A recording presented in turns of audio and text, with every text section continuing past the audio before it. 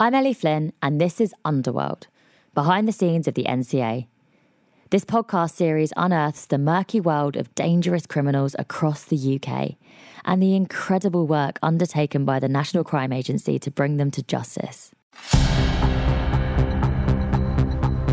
We don't give up. If somebody's in our sights and on our most wanted list, we will always carry on looking for them. We will always be interested in intelligence from them, and they can never be quite sure exactly at what stage our investigation is against them. Most of the fugitives from the UK tend to be people who want to live and hide amongst expat communities, and in many cases, particularly in Spain and Portugal, can drink British beer. Being on the run does have its stresses, even for organised criminals. They can't lead a normal life. They are always looking over their shoulder. And if you now know that even your neighbours and the people who live next door to you may have seen your face on a lorry driving around the streets, that may tip you over the edge. Despite the amount of people that we do arrest here, we still see people coming into similar areas and behaving in similar ways. If I look back at over the records, there's a success rate of something like 80 to 90% of all the people that have been put up have been captured by the NCA or other government authorities over that period of time. So remarkable success. You've got all the yachts here, etc., sailing vessels. Obviously there's legitimate wealth here, but some of it is criminal. I think the key message for us is, if you're wanted for an offence within the UK, never think we're ever going to stop looking for you. Since the 1970s, British fugitives have been unable to resist Spanish beaches and locals who speak perfect English while pulling pints and serving a Sunday roast. A combination that made the Costa del Sol a bolt hole for Brits on the run.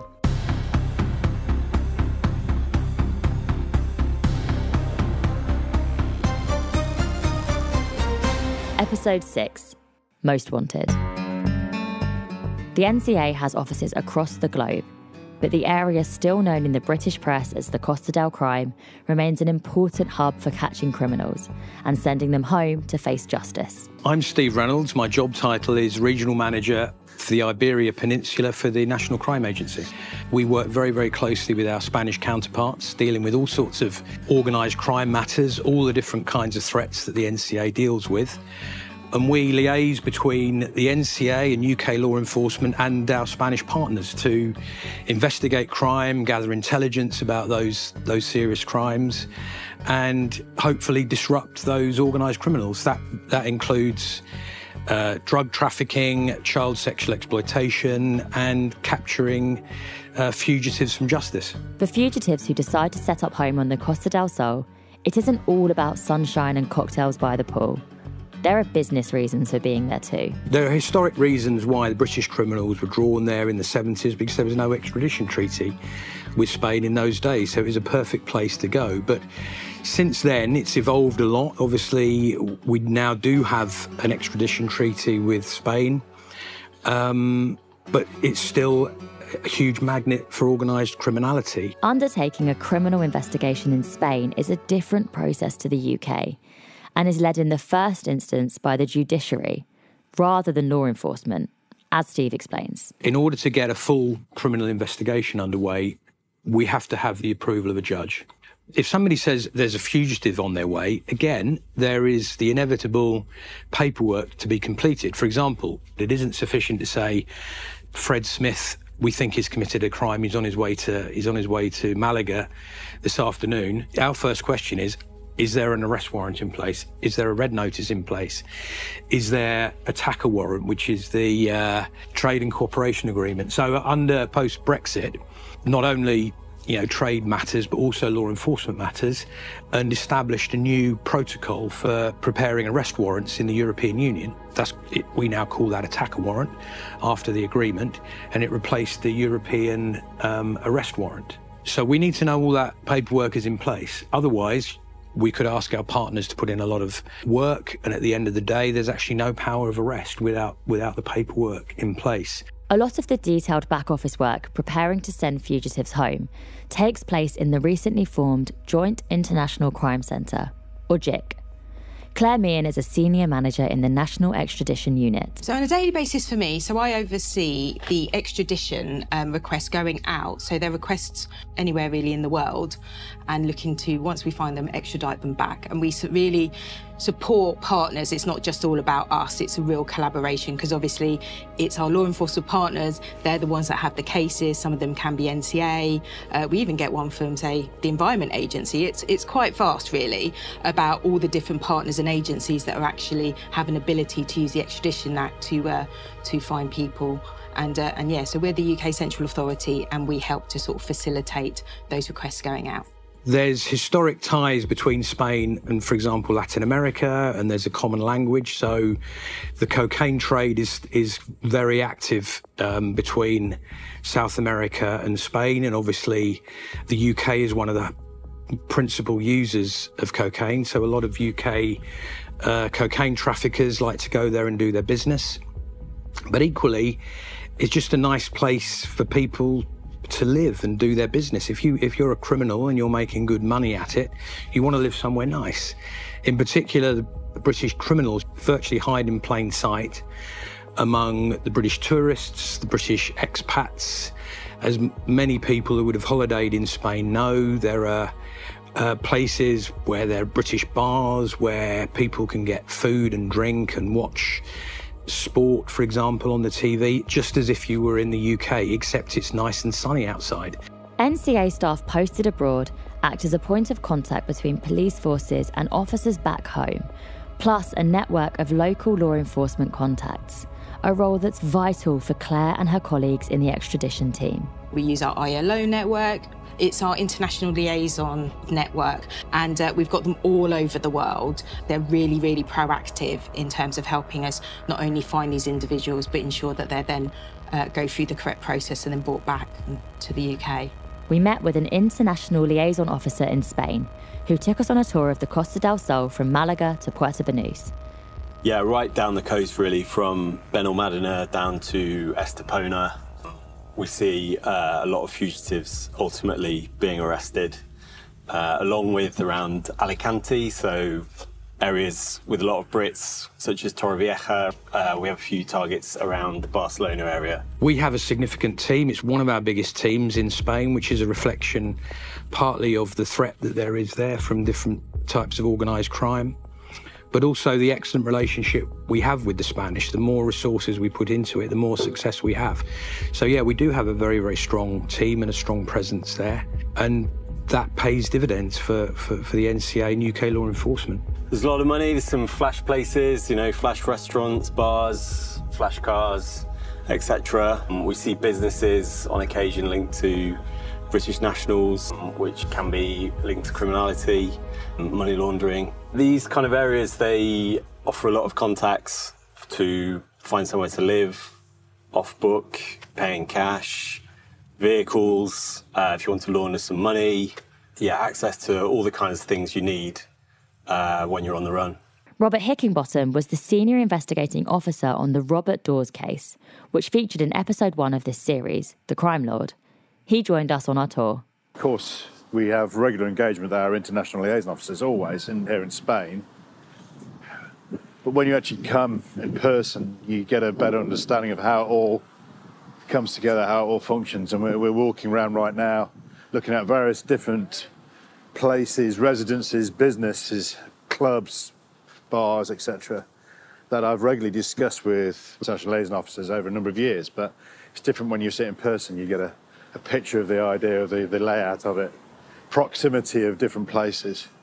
For example, we're looking at a certain club and its proximity to a gym, which is fairly infamous amongst various different people. But to understand the layout of it, the logistics, the geography of it is quite useful for me as an investigator.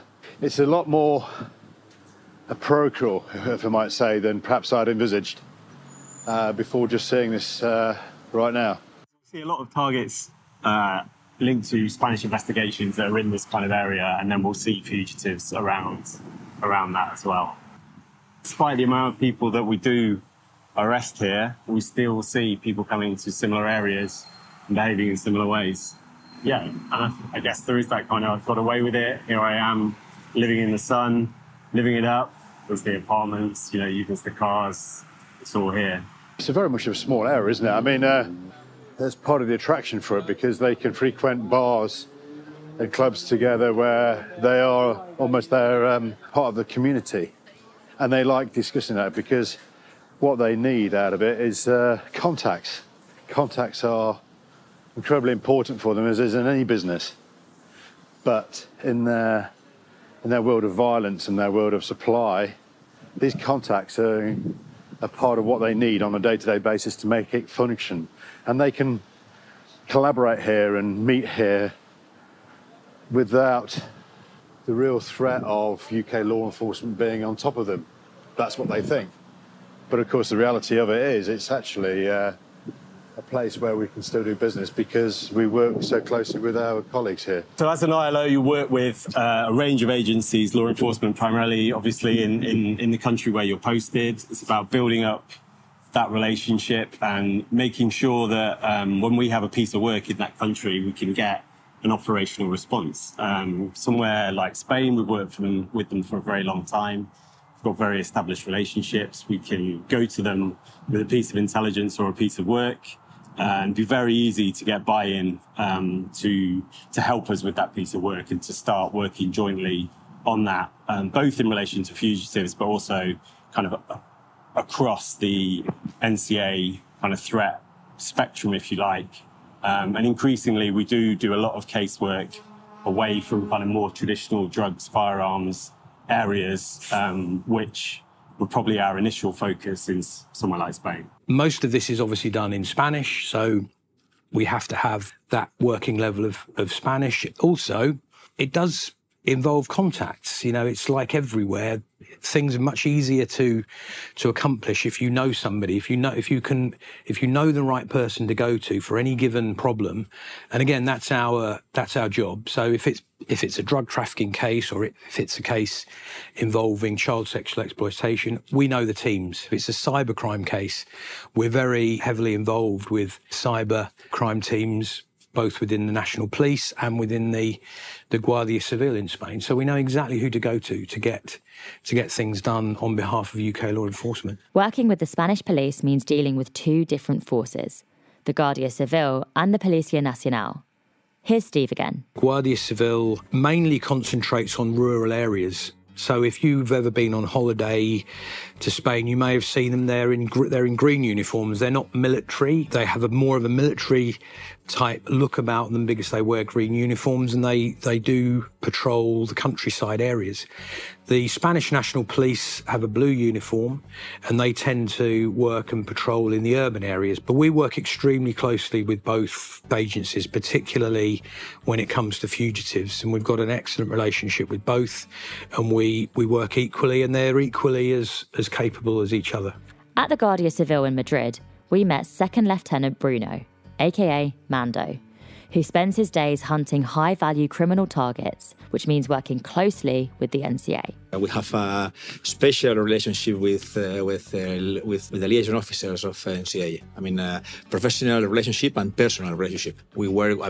For example, I speak with my friend almost every day, and the information they provide us is crucial for the success of the operations.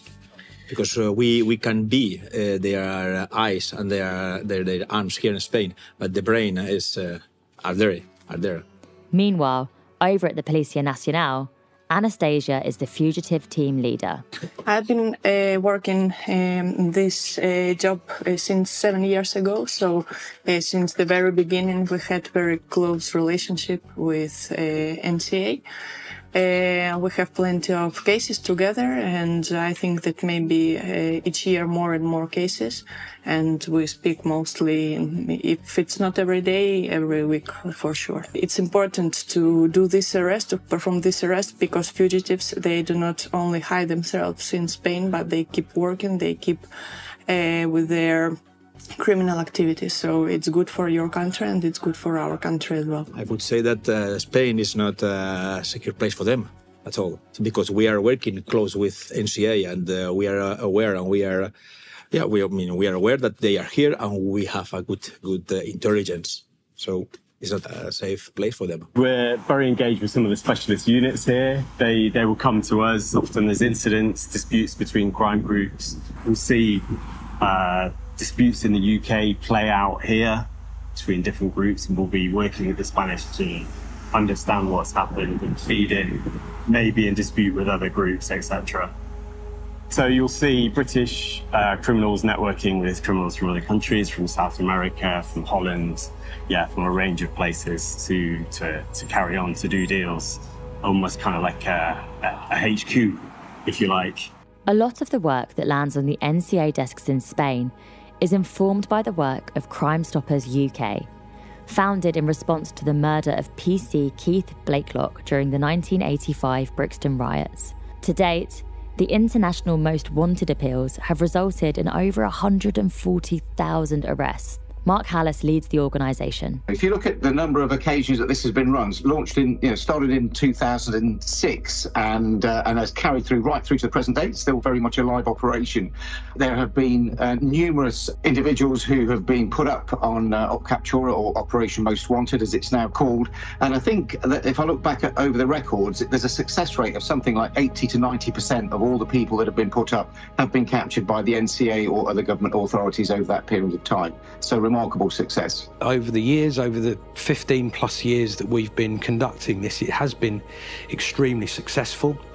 But those people who were named on the list of the most wanted are just the tip of the iceberg. A really important part of our job is to find any fugitive for dealing with serious organised crime or other crimes with a particularly high impact, such as I mentioned, murder. And we work very, very closely with UK law enforcement and Spanish partners to capture these people. So we get intelligence on them, we pass that intelligence to the Spanish work up that intelligence, and we go out and arrest them. Just the very last Operation Most Wanted in Madrid in January of 2022, there was an individual who was wanted for some very serious crimes called Joshua Hendry, and he was arrested in Andalusia because an off-duty Spanish police officer, the very day that we launched the campaign, spotted his mugshot and then spotted him on the streets and actually effected the arrest directly. So that's not quite how we expected it to work, but what a fantastic result, showing that you never quite know how things are going to work out. Martin Brunt is the crime correspondent of Sky News. Crime Stoppers have informed many of his stories, and on one occasion provided a notable lead. Within hours of the Most Wanted appeal, we were following a tip about one of the British fugitives. We'd been told we would find him along the coast in Fuengirola. Matthew Salmon was on the run for 2 years. He'd been arrested in London on suspicion of downloading indecent photos of children, but had skipped bail and vanished I was abroad. in southern Spain for the launch of an official appeal for 9 or 10 most wanted. I can't remember how many. And we used to do these things almost on an annual basis. Matthew Salmon was a first aid instructor from the UK, from Croydon in South London, who had appeared in court accused of downloading indecent child images, thousands of them, and had in his possession something like 900 videos, many of which he'd filmed himself at swimming pools of young children. He was a recognised paedophile. He had admitted charges in court, had been given bail and then fled. And he'd appeared on the most wanted list. He was living in southern Spain, working as an odd job man, and was very popular amongst his clients. Nobody knew his background. We had a caller that contacted us on the anonymous line.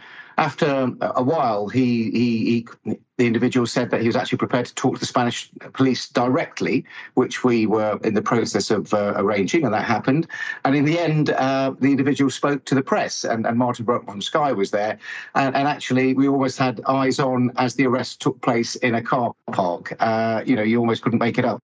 So we did this launch one morning in Spain, and it went out on local media, it went out on Sky News and other outlets.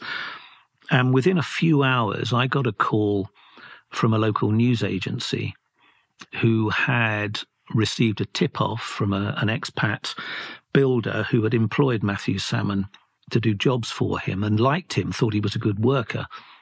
but was amazed and shocked to discover that he was a wanted paedophile. So he told us where he thought he would be. In fact, he told us that he was living in a camper van parked on a vast car park along the coast in a resort called Fuengirola on the Costa del Sol.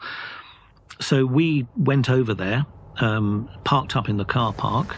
We were told, actually, exactly where he normally parked his camper van at the end of his day's work. And lo and behold, just after 6 p.m., this van trundled into the car park, and we very cautiously kept it under surveillance, and we saw a man who looked remarkably like Matthew Salmon park up, get out, walk his dog, and we took film of him, and it was pretty obvious that that was the man we were looking for. Matthew Salmon was arrested, extradited back to the UK and jailed for 30 months. The campaign with the most wanted mugshots continues to capture the public imagination. Harking back to the 19th century, when law enforcement agencies in the American West would use posters and handbills to track down criminals, fugitives and debtors with a simple message: wanted, dead or alive. Yeah, that's one thing that's changed since then, the dead or alive thing. We definitely do want our fugitives just captured and put through the criminal justice system. I think what struck a chord with the Most Wanted campaign is that members of the public can contribute. Members of the public who go on holiday or live in Spain don't want to think that the person renting the apartment or the villa next door to them is renting it with the proceeds of cocaine trafficking, which they may know is ravaging their streets. Their people they know may even be addicted to it. They earned their money to go on holiday the hard way, the normal way that everyone does it. Nobody wants to think that the person next door to them just dealt drugs and that's how they've earned their holiday or even their whole lifestyle in southern Spain. So they can help us by responding to these campaigns, and it does appeal to people to be able to make a very, very positive contribution. It is the so-called Costa del Crime is the area where we have focused on. There have also been campaigns that have taken place successfully in Cyprus and in the Netherlands, but the majority and the key focus of that activity has been Spain. And I think it's because maybe 20, 30 years ago, even 10 years ago, that they could escape there, keep their heads down, and their money, their money would do the rest. But it's been great to work with the National Crime Agency to make sure that people are aware that there isn't a safe haven, that they will be brought to justice to account for their crimes. The campaign publicises mugshots online and on social media to get the message out there. But other less conventional methods have proved successful too. In the past, we did a previous Most Wanted campaign where we had ad vans and we had the photographs, the mugshots, if you like, of many of the fugitives literally on the, blown up on the backs of massive vans driving around the streets of the Costa del Sol. That led to one fugitive, Robert Gerard, handing himself in very, very shortly after because he couldn't stand the pressure. Another arrest by the Spanish police involved a name familiar to many in the UK as one of the 5 suspects in the murder of a British teenager in South London in 1993.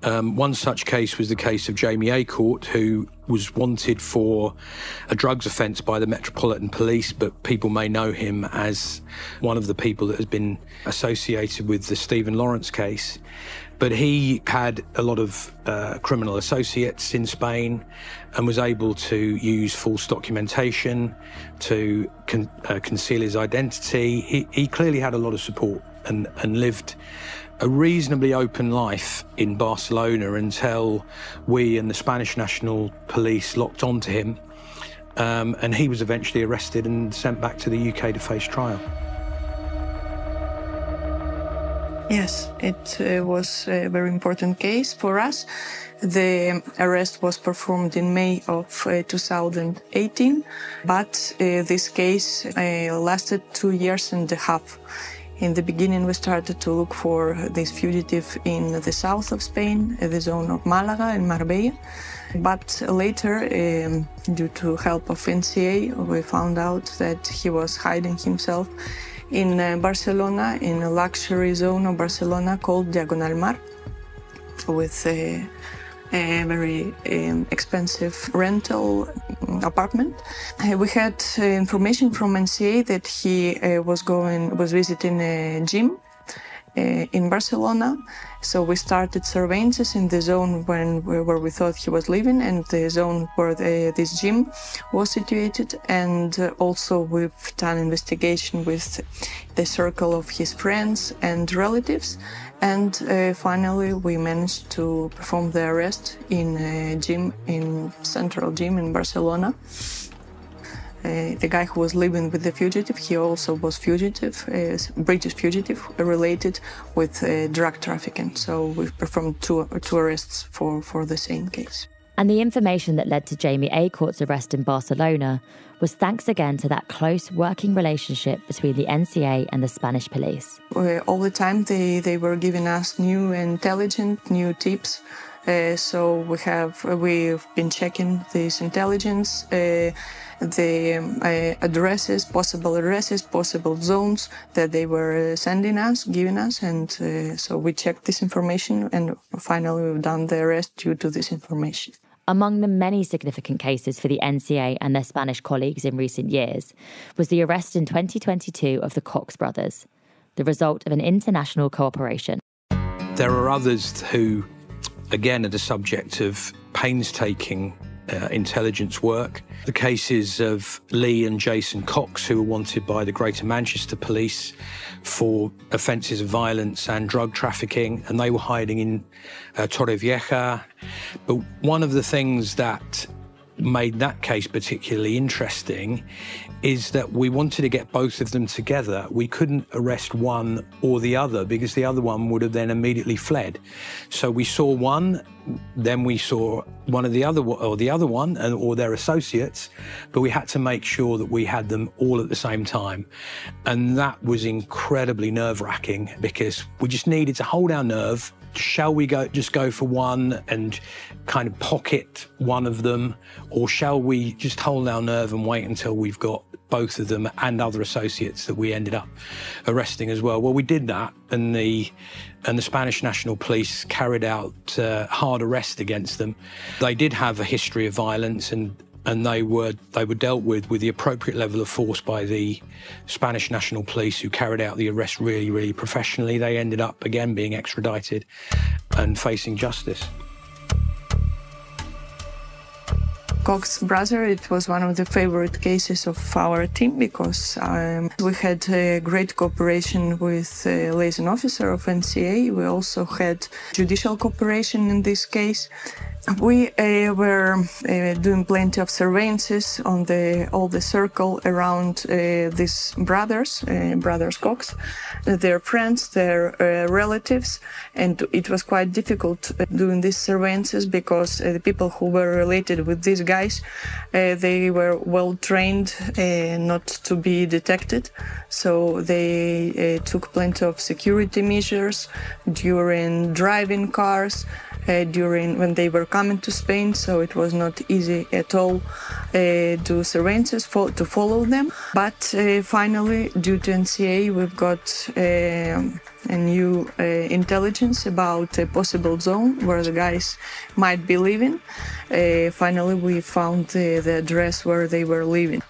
The day of the arrest, we've waited for them to go outside to take a car.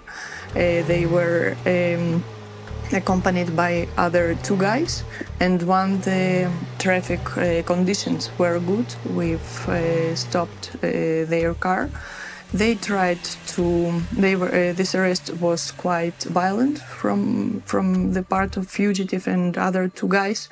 They were trying to escape. They were trying to crash police car with their car, but finally they were arrested. In August this year, Jason and Lee Cox were handed more than 20 years combined for a string of drug offences in the northwest of England and are now behind bars. The NCA's work in Spain and across the globe continues, with the message that no criminal is beyond reach. And central to the work, as you've heard throughout this episode, are those networks of contacts in each country. The NCA has a fantastic relationship with our Spanish counterparts. And we think we're quite successful in disrupting criminality and arresting fugitives that try to hide there, but they like it there, and they can live a reasonably normal life without having to learn a foreign language, because there are enough people there that speak English or are British. And so they keep coming, despite the risks that there are to them. At Crime Stoppers, we're here for everybody. So if anybody's got information about a crime, then we will take that information and pass it to the police to investigate accordingly. But where we really come into our own are with the most dangerous criminals, because they're the people who are more likely to have real challenges in terms of people being able to report that information to the police directly.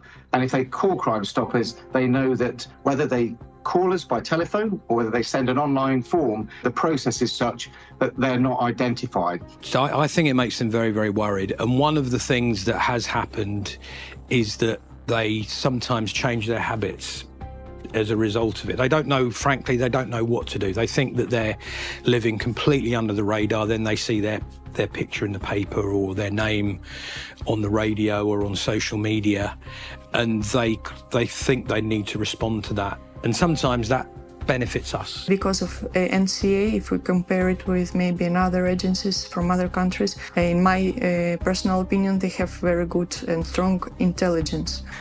So right now, Spain is not a safe place for fugitives. We don't give up. If somebody's in our sights and on our most wanted list, we will always carry on looking for them. We will always be interested in intelligence from them, and they can never be quite sure exactly at what stage our investigation is against them. They may make a mistake, or they may get fed up with hiding all the time. And when they do make a mistake, we're going to be ready for that, and we will be there to arrest them. If people have any information on any fugitives that are abroad, if the individuals themselves are in the United Kingdom, then they can contact us on 0800 555 111, or they can just Google Crime Stoppers and find the online form and to send us that information. But if they're in Spain, then they can also look on the website and find the appropriate form, or they can call us on 900 926 111.